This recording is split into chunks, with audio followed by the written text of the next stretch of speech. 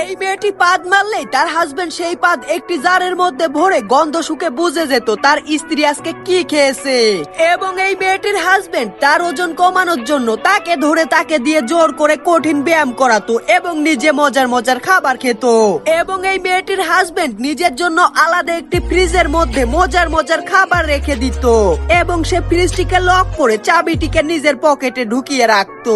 এদিকে মেয়েটির জন্য ফ্রিজের মধ্যে শুধুমাত্র শশা রেখে দেয় এবং এই মেয়েটি ফ্রিজ খুলে দেখতে পায় সেখানে শুধুমাত্র শশা রয়েছে এবং এই শশা খেয়ে মেয়েটির পেট ভরে না। এজন্য মেয়েটি বাইরে থেকে খাবার খেয়ে আসে, কিন্তু মেয়েটির হাজবেন্ড আবারও তাকে ধরে তার পাদের গন্ধ শুকে বুঝে যায় মেয়েটি বাইরে থেকে বার্গার খেয়ে এসেছে। এজন্য সে মেয়েটিকে দিয়ে আবারও কঠিন ব্যায়াম করায় এবং নিজে মজার খাবার খেয়ে ঘুমাতে শুরু করে।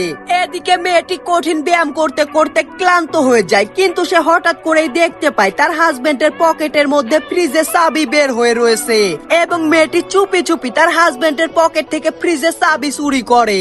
এরপর মেয়েটি লুকিয়ে লুকিয়ে ফ্রিজের কাছে যায় এবং সে ফ্রিজটিকে খুলে সব মজার মজার খাবার খেয়ে নিজের পেটটিকে জয় ঢাকের মতো বড় বানিয়ে ফেলে।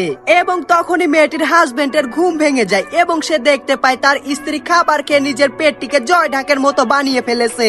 এজন্য মেয়েটির হাজবেন্ড অনেক রেগে যায় এবং তার স্ত্রী কি খেয়েছে এটা জানার জন্য সে তার স্ত্রীর পেছনে গিয়ে দাঁড়ায় এবং এই মেয়েটি এত বেশি খাবার খাওয়ার কারণে অনেক জোরে পাদ মারে, যার কারণে তার হাজবেন্ড ঘরের মধ্যে থেকে উড়ে বাইরে গিয়ে পড়ে এবং সে উচিত শিক্ষা পেয়ে যায়।